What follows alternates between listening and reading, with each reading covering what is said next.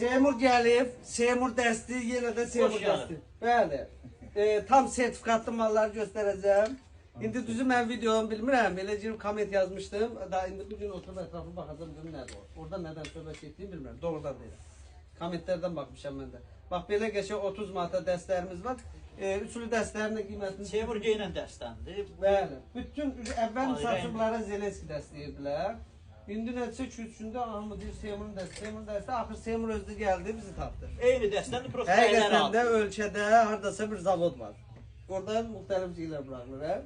Hər gün buradan çıxır. Sertifikatlarını da göstərir. Allah'ım nasıl? Deməli nədir? Düzgün, doğru adama rast gəlməyib. Görürsünüz, reklam bacarır. Bundan sonra TikTokçudur.